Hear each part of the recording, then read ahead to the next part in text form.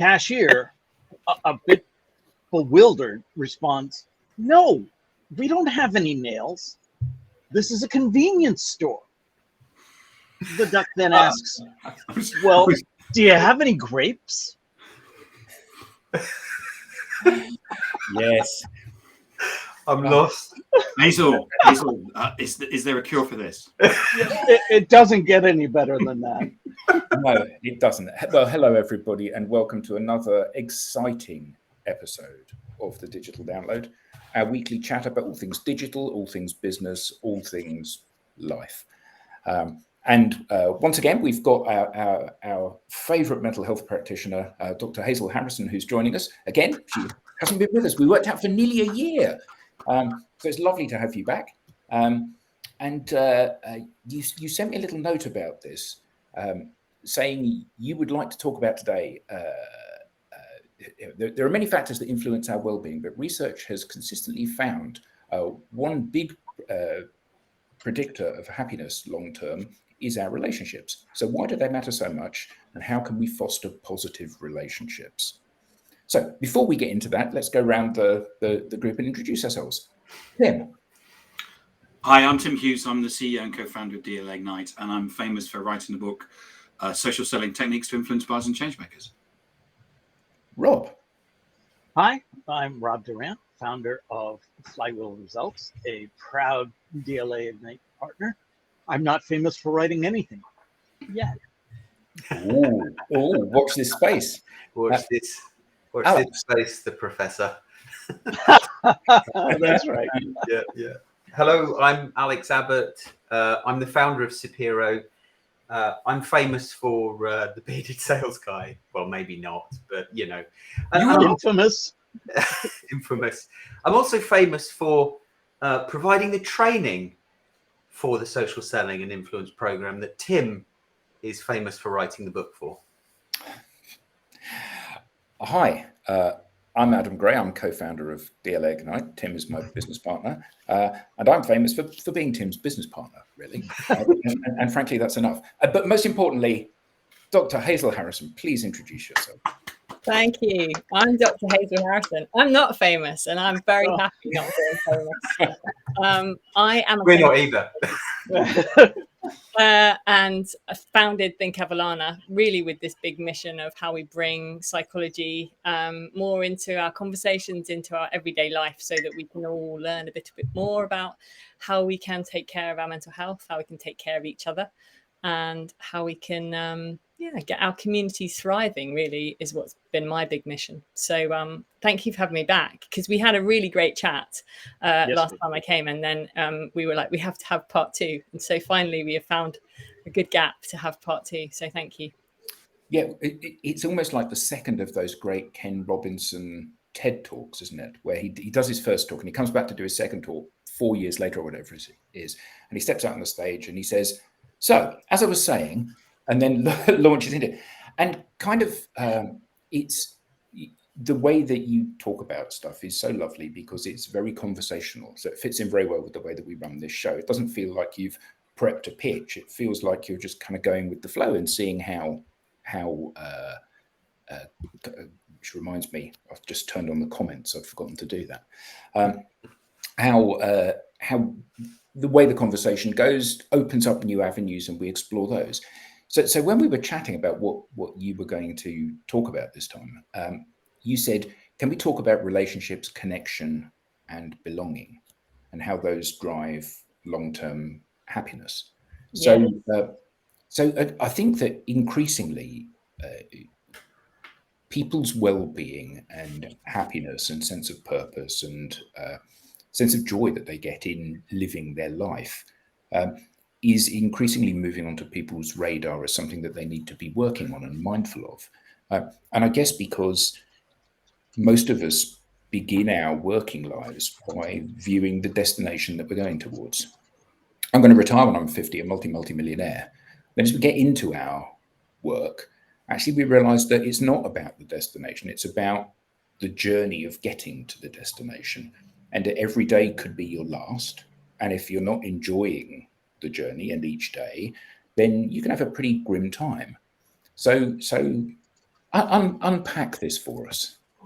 Okay. Well, let me start. Rob will like this because this is what they've been doing over in Harvard and surrounding areas. So I think it's 80 something years ago now. They started the longest running longitudinal study following a group of young men who were at Harvard, and then contrasting those with a group of young men who were in schools, in other schools in Boston, perhaps coming more traditionally from kind of more deprived areas of Boston. And they decided to follow these young men from when they were 14 and see what happens, and take a variety of measures of their mental and physical health, start to track what they earned as they graduated, which ones got married, who went off to live somewhere else, what were the things that started to influence how they lived their lives. And then they followed their children and now their children's children. And there are some great TED Talks that are based around this research. And then more recently, Robert Waldringer, who is the current director of the program, has just published a book kind of trying to summarize what they found. So I've been reading this over the summer and really enjoying it. And one of the reasons I really like it is because they have so much data, so much rich data. You imagine that there are these people that they're following, and then every year or so they send a research graduate out to sit in their home and to ask them all these questions about how meaningful is your life now, how warm are your relationships, how much money are you earning, how are you spending your holidays, and gathering data, really rich data on what seems to be influencing their lives and influencing their well-being. And I suppose the spoiler alert is that it generally comes down to the warmth and sense of connection they have with others and their relationships that is one of the biggest predictors of their happiness and their well-being long term. And often not the things that, like you were alluding to at the start there, Adam, that how much money we might earn or think that we're going to earn. And when we get to that point, that's when we might feel happy. Or when we get to a particular role in a particular, career ladder, that's when we'll feel this happiness. And actually, those are fairly poor predictors of our well-being. So it is about cultivating these kind of rich and meaningful relationships.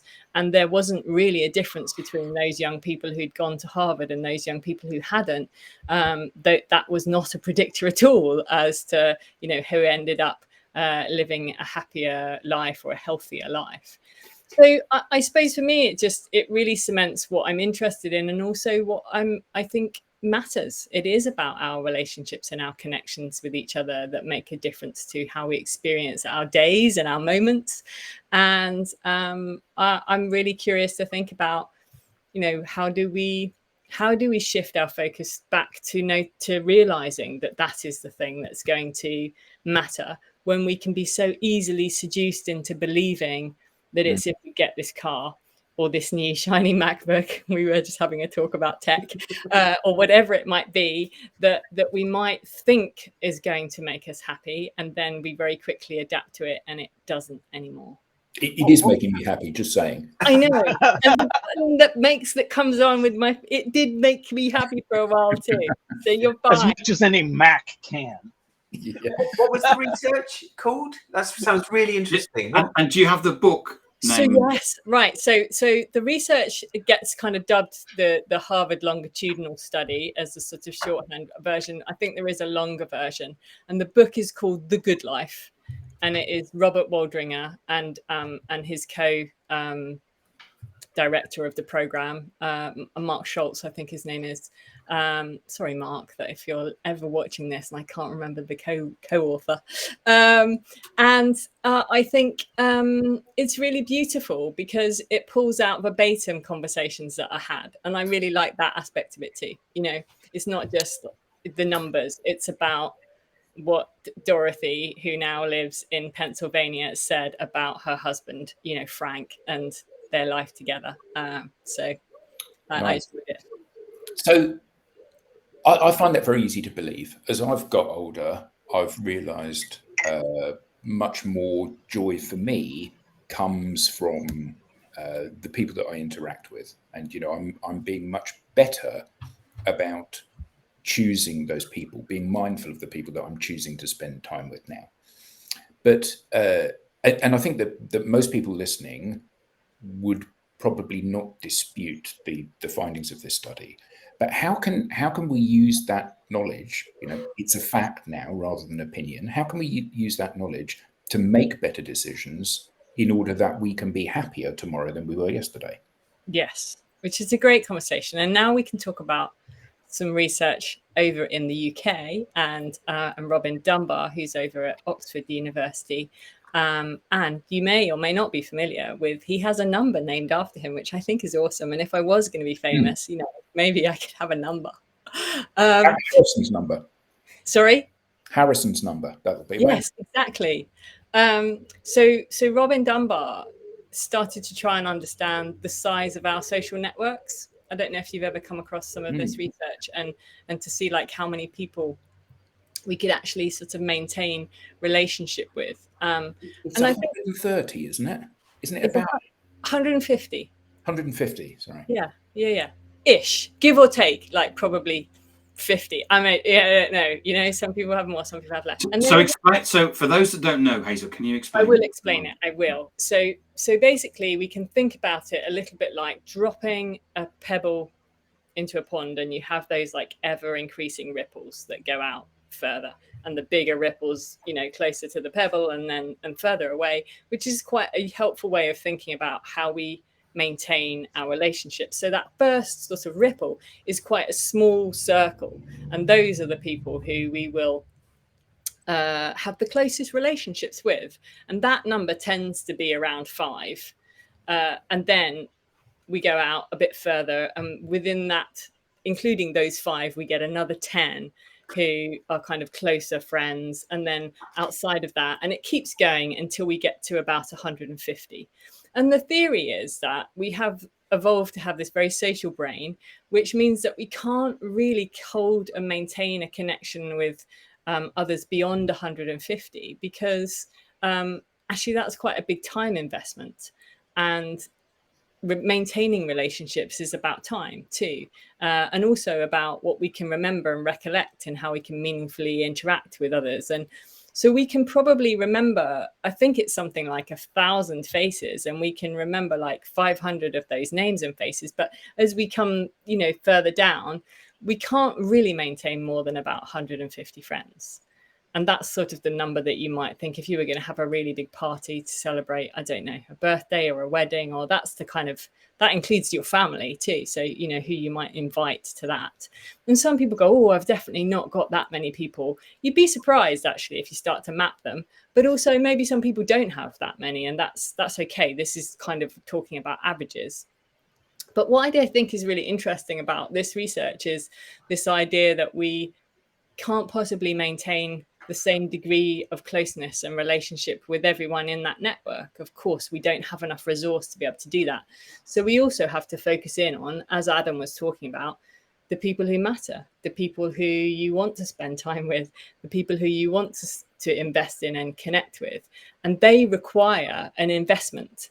If you let that go, those relationships will often just fizzle. Like, they require us to put something into them, and sometimes to get something back in order to maintain it. So I think, in answer to your question, Adam, about, so what do we do about this? I think the first thing is to know, okay, well, what does my Dunbar's number look like? Who are those people that matter to me, that I want to frequently connect with? And how do I maintain those connections? And what does that look like? And probably it will look very different for the types of friendships and relationships that you have, so people who may just send you, I don't know, an amusing WhatsApp joke every few days, they're investing in you and they're maintaining a connection with you, and that may be enough to sustain your relationship, so that then when you meet up in the pub in a few months' time, it's not starting afresh again, you're not starting over.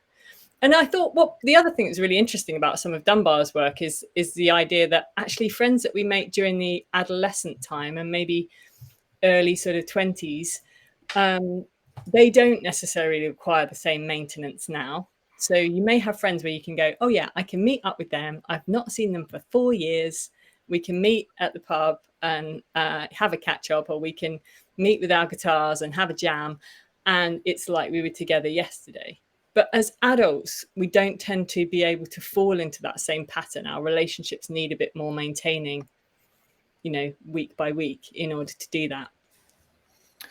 I think, though, yes, I agree with you.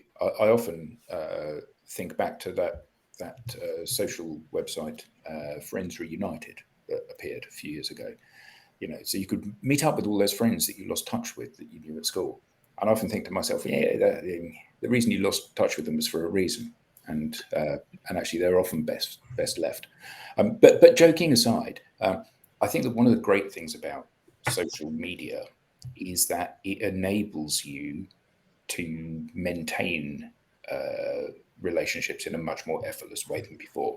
So yeah, in the olden days, when I was young, it was an effort to see people. You know, you had to drag yourselves out to play football or cricket or whatever with them, or you had to go to the pub, or you had to go and hang out with them, and that was a big investment of your time. And now, actually, it isn't. I mean, I would obviously, as you said, you know, we have those circles of friends. You know, so you have the people that you're closest to that you interact with every day, and you have the people who are a ring outside that and a ring outside that. But certainly, I would class myself as having relationships and friends far more than 150 people now as a result of social, because I state something or they state something and we come together on that thing, be it, yeah.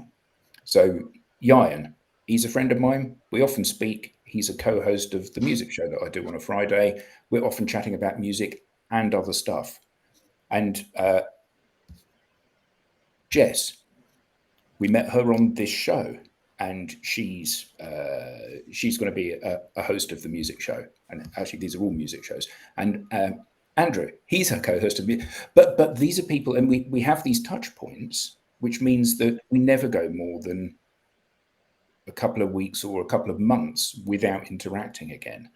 And I think that now it's so easy for me to ping you a message, for example. Hi, Hazel, how's it going? Hope you're well, enjoying the summer, whatever it may be.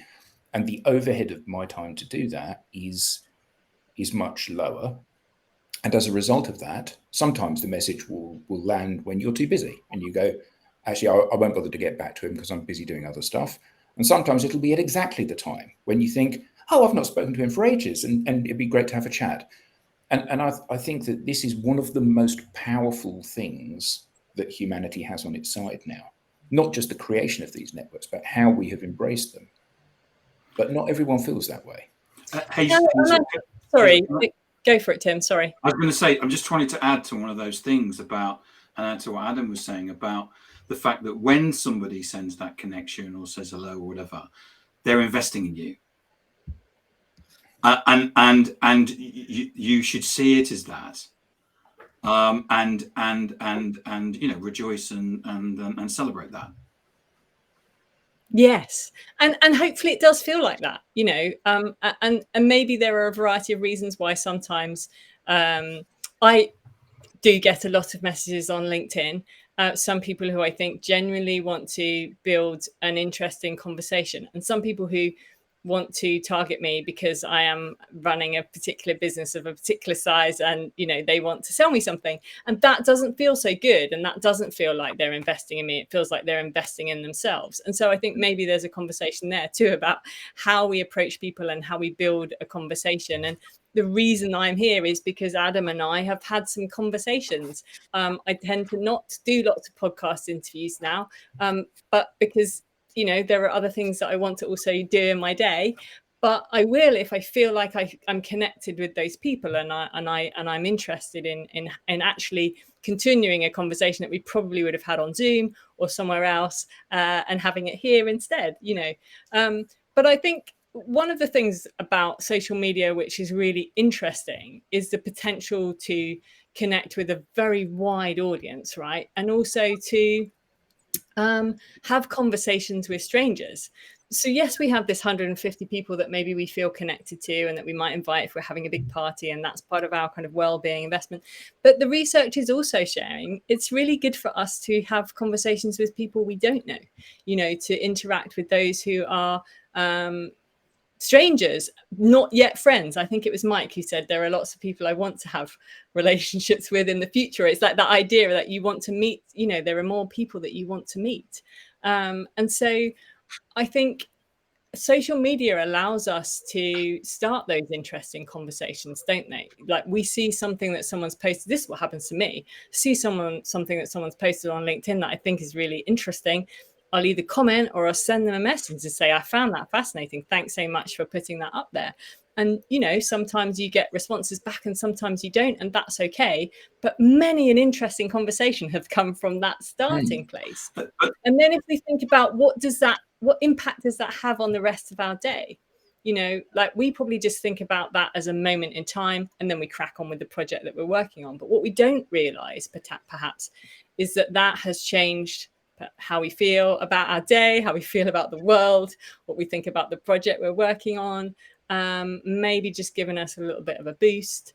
And I think that's what's really interesting about, you know, feeling connected to others. But that goes against a lot of the behaviors that we were taught as a child. Yes. So I was taught as a child not to be late for anything. I was taught as a child not to talk to strangers.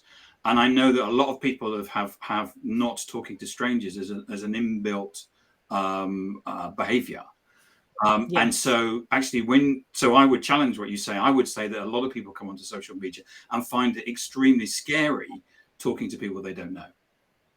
Yes, it takes practice, doesn't it? It's it is one of those things that we have to learn and learn what feels safe and what we feel comfortable with, and how to start a conversation with a stranger online, and also the activity of what you're doing online, because sometimes things can come across as being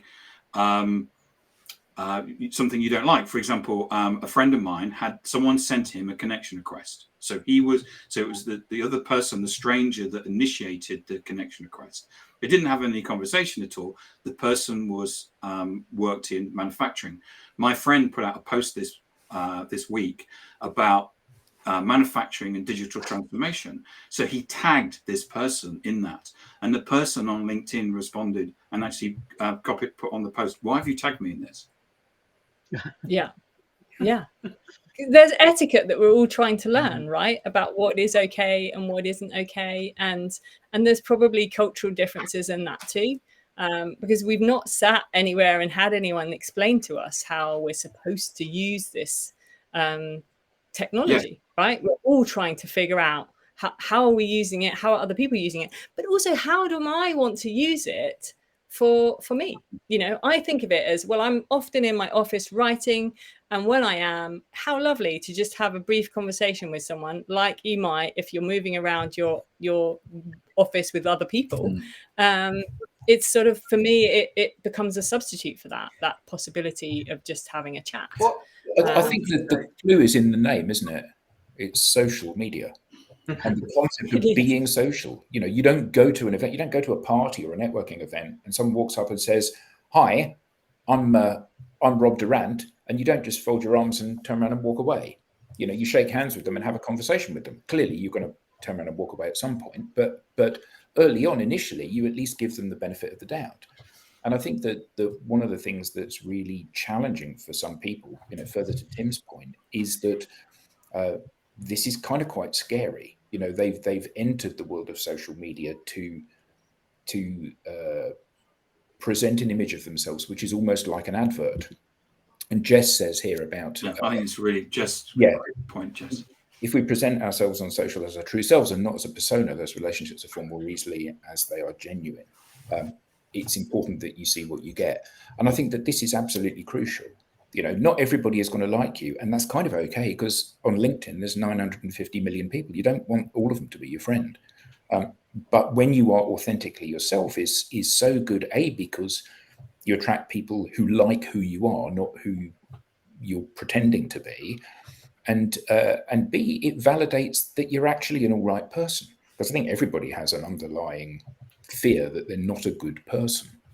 And when you are yourself and people go, oh, I really love that, well, that was very kind of you, or that's a fantastic idea, or you're really clever, you go, that's nice. And like you said, it brightens your day, and it changes the course of your whole day, doesn't it, when something like that happens? Yeah, absolutely. And I think we, to Tim's point as well, we have grown up probably being told that it's not a good idea to talk to strangers. And we also have a lot of preconceived ideas about what that might be. Like that other people won't want to talk to me. I think that's a big one. Oh, this person will be too busy. And maybe sometimes, they are. And that's okay. Like Adam's saying, you're not going to be for everyone. I'm not for everyone. You're not for everyone. That's all right. It doesn't mean there's anything wrong with you if people don't respond or don't connect back with you. And sometimes it is absolutely a timing thing, as you're saying, Adam, because there are definitely peaks in my year where I just feel I have a lot less time for social media, and sometimes when I feel like I have a lot more time for it. And sometimes when I just take a break from it because I actually want to be in real life with real people for a while too. And that might serve me better. So I often take August off and I don't spend a lot of time on social media because I actually want to be away from my desk as much as possible. And that's what works for me. And everyone will have finding out what works for them. But I think it is interesting to sort of start to test out some of the beliefs about, will people want to interact with me if I put something out? Because we tend to believe that people won't want to talk to us, or that it won't be a positive experience. And those become barriers for us exploring or experimenting or finding out what might happen. And I think, the reason I'm so interested in the benefits of relationships is because the flip side of that we also know is that we are moving through what some describe as the loneliness pandemic now, where we know that experiencing prolonged periods of loneliness is very damaging for our mental and physical health. So and is that a fallout from COVID, or just the nature of digitizing our working lives, do you think? Or both? I think some of the data would say that it's pre-COVID, although I don't think that COVID helped.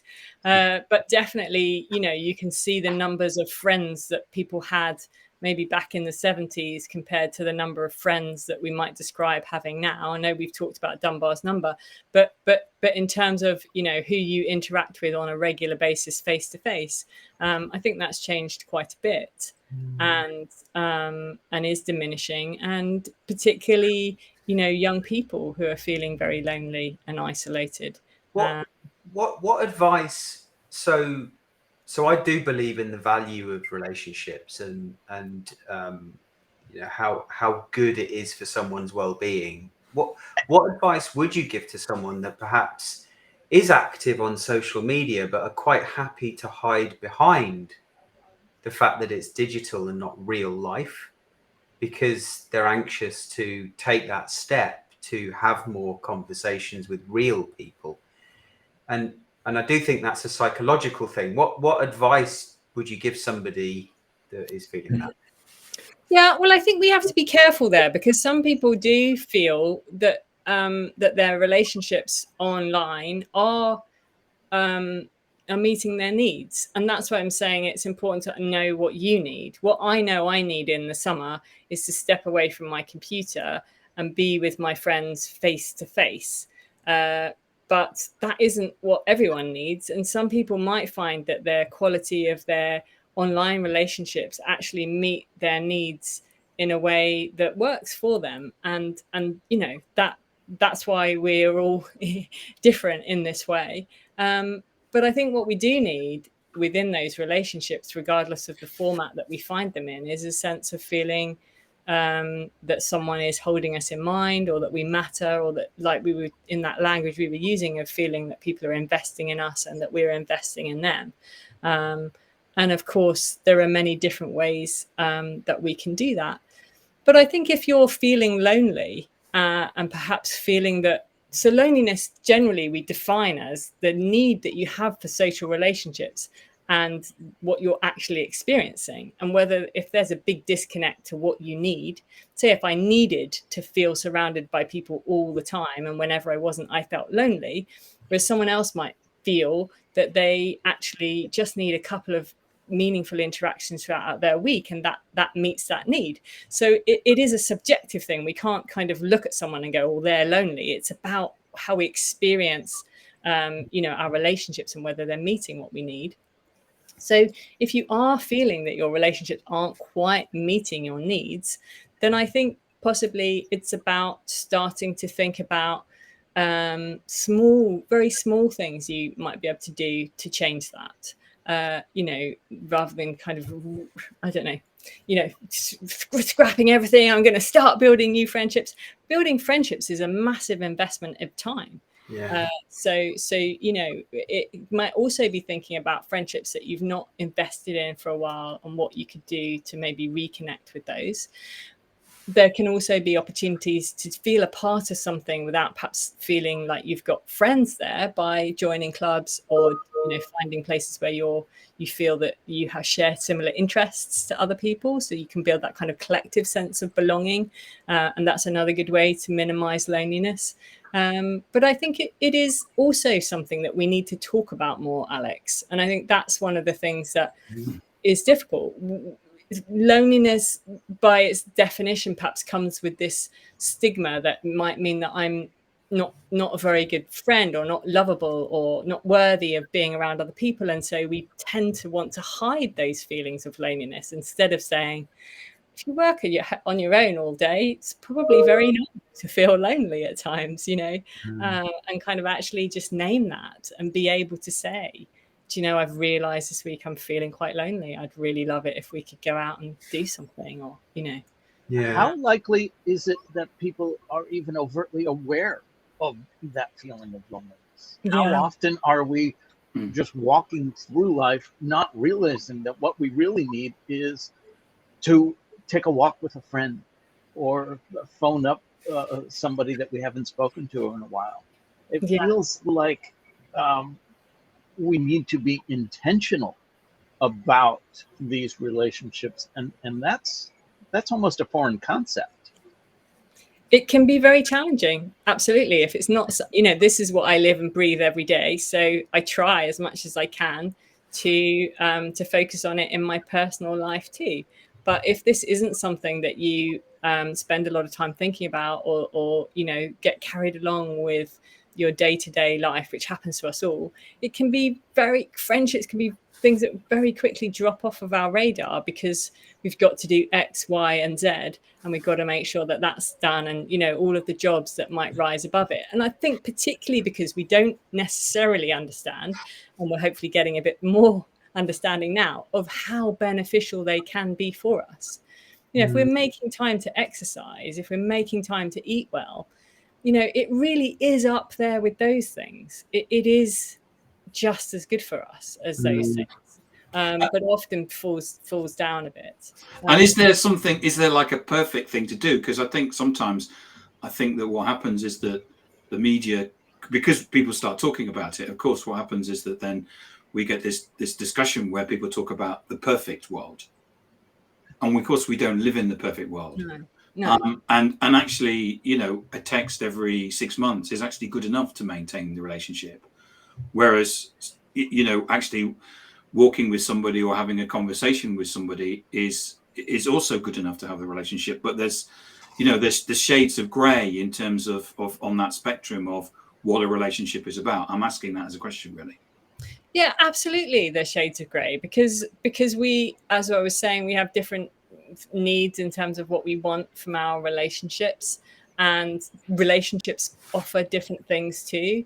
Esther Perel has done a lot of work and is amazing at communicating her ideas in relation to romantic relationships. But one of the things that she talks about is how we have such high expectations now for our romantic relationships, that we expect this person to be our best friend and our support, to look like Brad Pitt. To look like Brad Pitt, to earn X amount. All of these things that maybe we put onto one person that perhaps in previous generations, we may have spread out. You know, you might have a friend that you confide in, and that might be different to your romantic partner who, you know. So I think there is that sense of actually how do you view your friendships and your relationships, and actually recognizing that they can't all give you the same thing.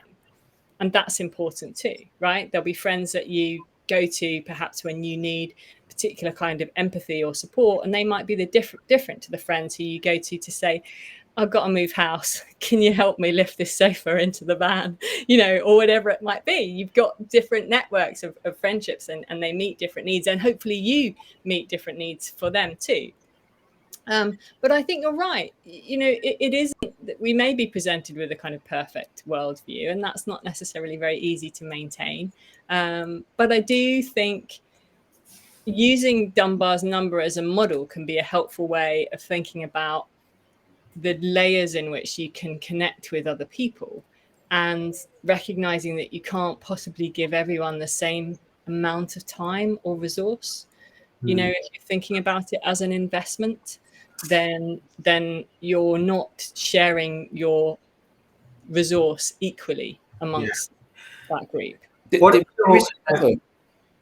was going to say about that, about sharing your resource evenly. There is another thing there, isn't there? And you know, often we feel guilty about putting ourselves first. So we all have friends that give selflessly to us. We also have friends, for whatever reason, that demand selfishly from us. People for whom we have to invest a lot of time, and how does one balance these things? Because, you know, friends that are in a tough place, they require a lot of support. But one of the things that we know from people's experience of counseling people that are going through a difficult time is that you can only counsel so many people and for so long, because, you know, you take a little bit of that yourself. So, you know, you're helping a friend, and they're in a difficult place, and you have to keep investing in that. And it's a sink into which you pour your limited amount of energy. You may have lots of energy and lots of robustness, and be in a really good place. But in the same way that you have an interaction with someone and it brings you joy, and you go, oh, I feel really better, much better for that. Equally, you have an interaction with somebody and you feel worse as a result of that. So how does one remain a decent person, but also have a degree of selfishness as well? Yeah, and I think, again, that probably comes back to the degree of connectedness with those people. There are, you know, and probably will be for you too, people in your network that you would drop everything for. And when they needed support, you know, you would be there. And that, I suppose, is real friendship. And then there are deal friends, right? Real friends and deal friends. This is Arthur Brooks over at Harvard as well.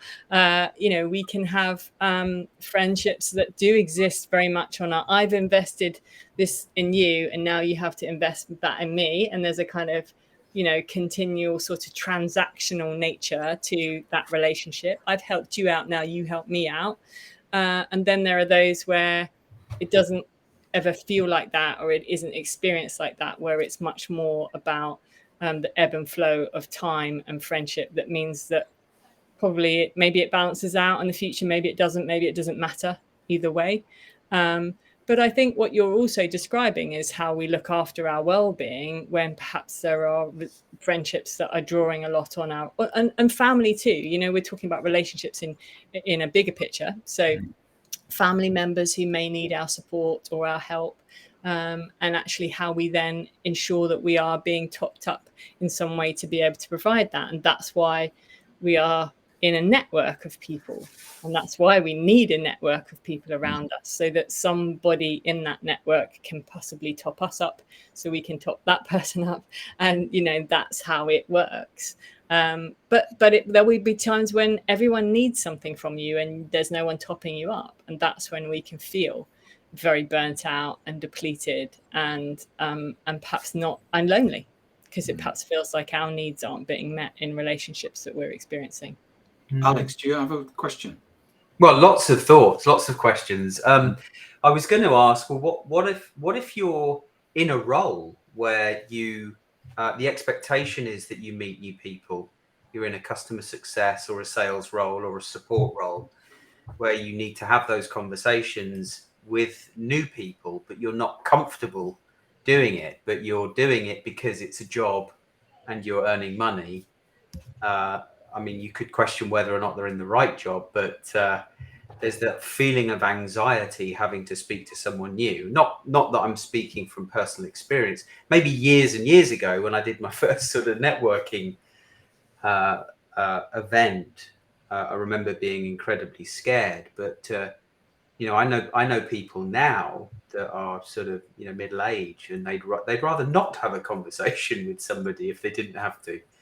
Yes, and I think that, you know, we maybe not to use the terminology in too sort of concrete a way, but when we think about introversion and extroversion, and there are lots of different ways that we can define that and describe that, but one of the things that I feel I've learned about myself in more recent years is that I thought I was extroverted.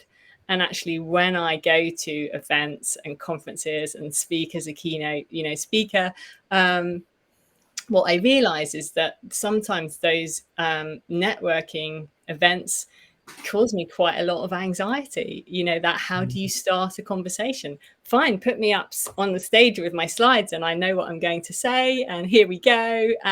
But put me in a room with people that I don't know and I have to start something. And I think for me, what's been interesting is starting to learn that about myself. It's like I'm still learning stuff about myself. And when I know that, and I know, okay, so sometimes, Hazel, you find these events quite anxiety provoking. Think of a strategy, you know, what's the best way forward? And actually almost kind of going through the motions of how I might engage with others, or what's a good conversation starter, and I've definitely learned lots from other people and watching other people. You know, some people are amazing at doing that, and when you watch what they do, you kind of go, oh, okay, they ask really good questions, or they comment on something that we're both sharing and experiencing at the same time. That's a really good technique to start a conversation with a stranger.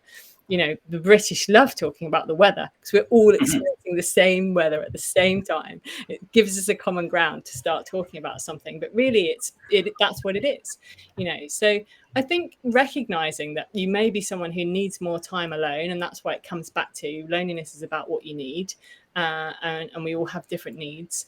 So recognizing how to manage that, particularly if you are in a job which is very social.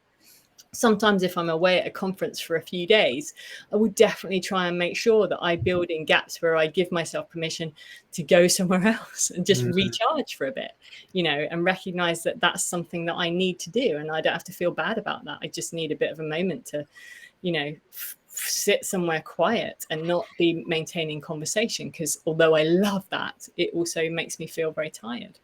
Yeah, I can relate to that.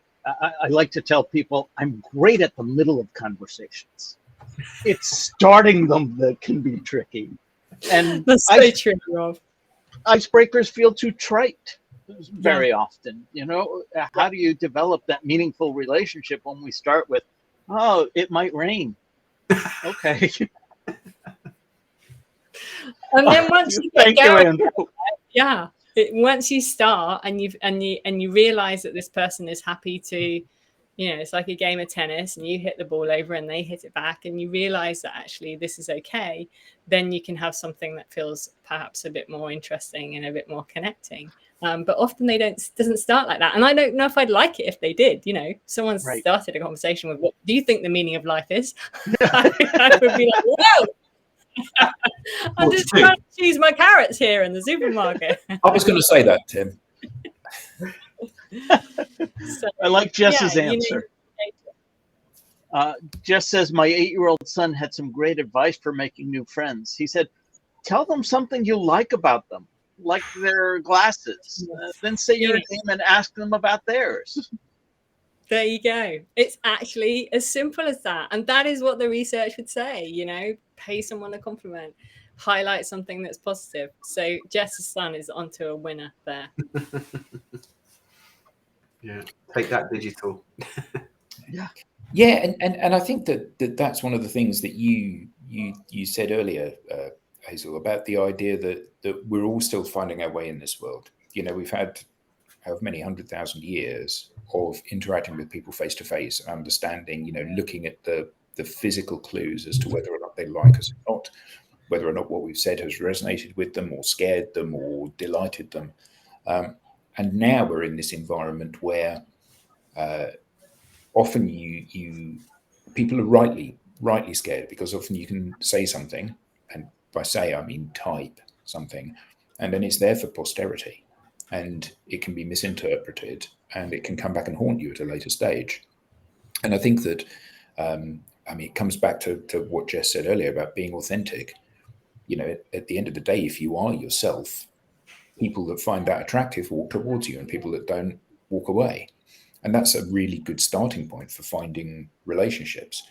And, you know, I certainly know since COVID began, I've met many new people online, and many of those I count as being friends of mine now. And that wouldn't possibly have happened before COVID, even though there was a move towards digital.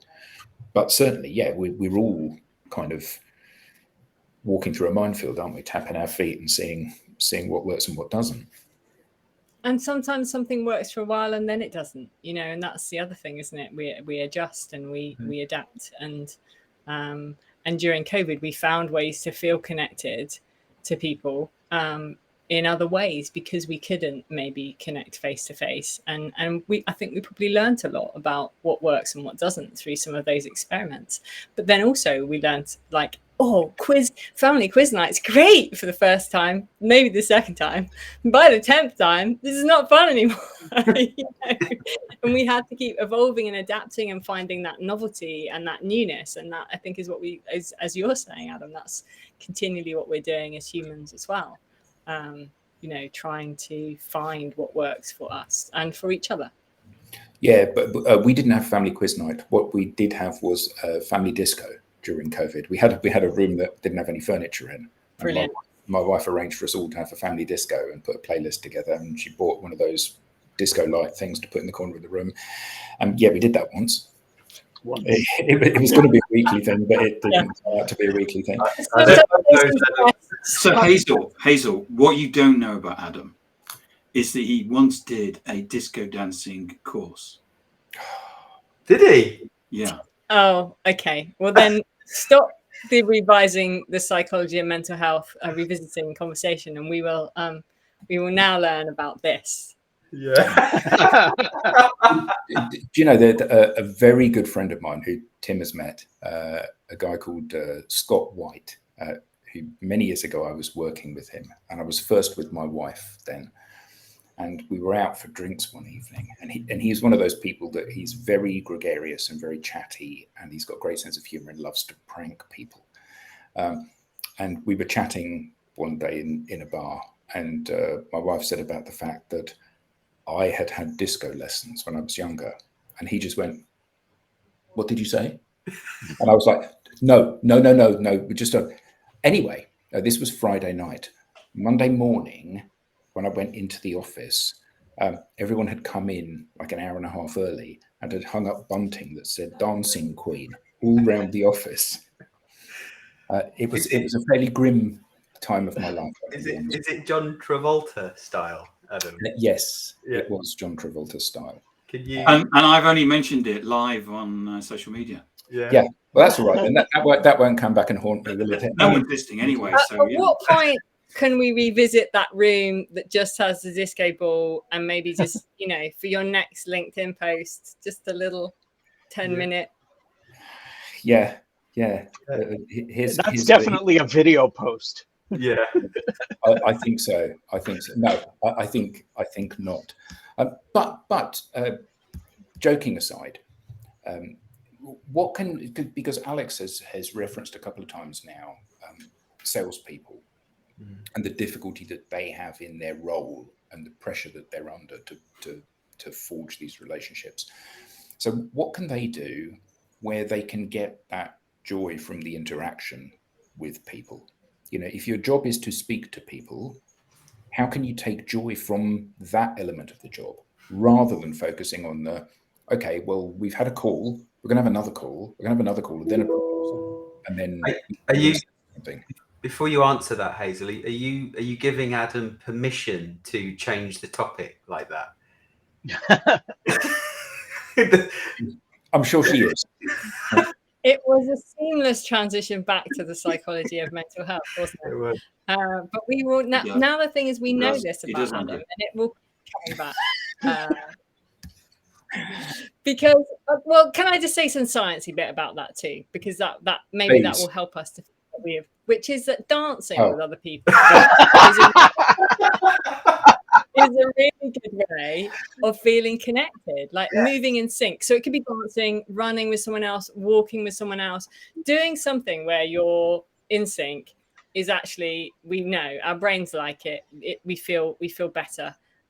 So that's one of the reasons. I mean, there are many reasons why dancing is so much fun, but one of them is about that sense of feeling connected. And Kelly McGonigal wrote a book about movement, and she has a whole chapter based on kind of moving in sync and why that's so good for us in terms of our well-being. So there we go. We probably wouldn't have got to that had we not known about Adam's disco dancing classes. As Andrew said, thanks, Tim. Thanks a million. But seriously, then I suppose some of the research and ideas like Jane Dutton's work around high quality connections is this idea that our interactions offer us an opportunity to connect with someone. And that's the bit where we tend to feel where it's not transactional, but it's more that we are getting to know something about that person or meeting them in some place that feels authentic, as many people I know have been saying in the comments, and we've been describing today about, what it means to put ourselves on social media in perhaps a more authentic way.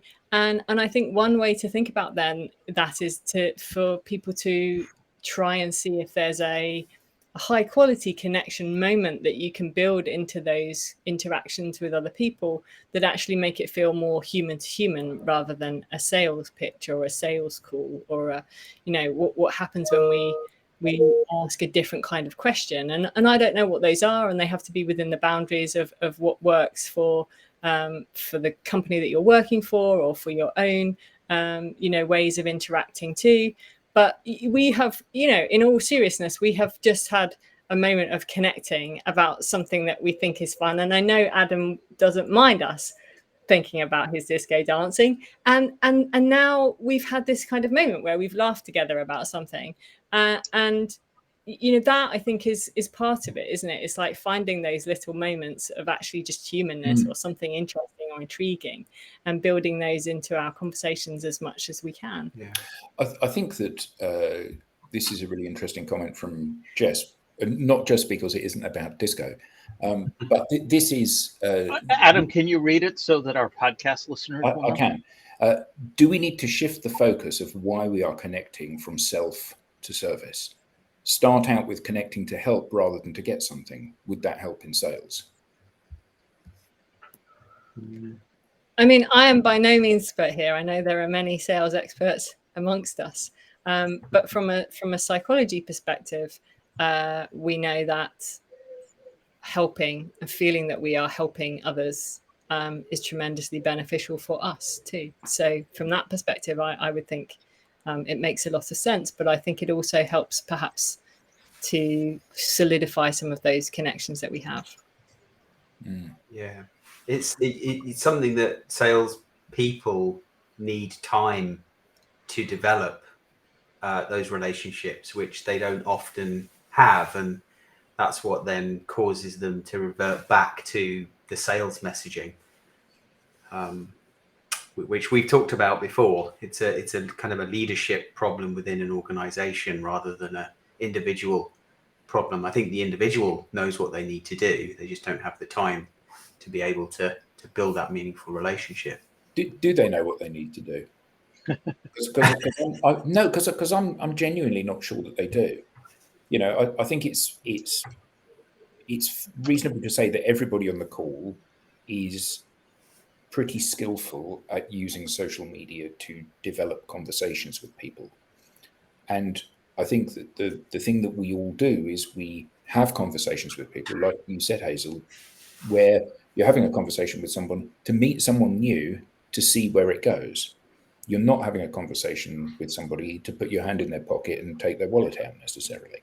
Now, maybe you will send them an invoice at some point, but that's not the only objective of having the call with somebody. And I think that part of the challenge is that people don't want to be sold to, but they do want to sell if they're in a sales role. And the idea of taking a step back from that and seeing this as interactions with people, you know, I'm not going to sell to you because you're not my target market. However, you might know somebody that is.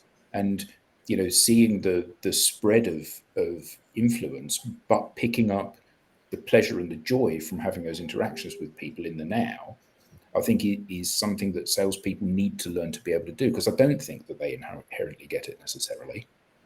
It's not just salespeople, it's anyone. And conversations are two-way. So while you, as a salesperson, might be going into this with the best of intentions, I just want to help, the person receiving that message has been conditioned to have their guard up, because every other person that has come at them to initiate a conversation has done so to put their hand in their pocket, as you say. So is there a way to overcome that barrier to entry? I think Jess's son has the answer to that question. I think you might be right. I think he does. But I think, coming back to your point as well, Alex, I think it can be, it doesn't serve us well potentially if we think we don't have time to make that connection. You know, I agree with you. Making meaningful relationships that sit in that sort of, you know, your 5 close relationships, that requires a great investment of time. But actually, you know, we can have meaningful interactions with people that last a number of seconds as well. Yeah, it's a good point. Rob. So speaking of time and meaningful interactions, we are coming to the close of our time with you, Dr. Hazel, and this has been yet another fantastic conversation. Brilliant. Thank you. Absolutely. Thank you. Round of applause. Thank you. Wanted to thank you for joining us again. Thank you to the audience for an engaging conversation. And of course, thank you to the panelists. If you have something to say, we want to hear from you. If you want to be on this show, we invite you to be our guest. Visit us at digitaldownload.live, where you can find the Be Our Guest segment or section and fill out an application, or you can scan the QR code on screen here. Scan the QR code. Just scan the QR code. Yes, they have. Excellent. All right. Yeah. Shall we as- apologize to Hazel for taking away from the garden, from the sunshine? Yeah, Thank you for spending it. absolutely. Thank Dr. you. Hazel, as people wanted to get to know you better, how can they do that? So please do feel free to connect with me on social media. I am Dr. Hazel Harrison, or you can visit my website, which is ThinkAvellana.com. Excellent. Again, for everyone on the panel, from the audience, Dr. Hazel, thank you very much. This has been the Digital Download, which is Adam. No, and I forgot to say it at the beginning of the show. Yes, you did. The longest running weekly business talk show on LinkedIn Live. Thank you all, and Thank we you will very see you much. next week. Thank you.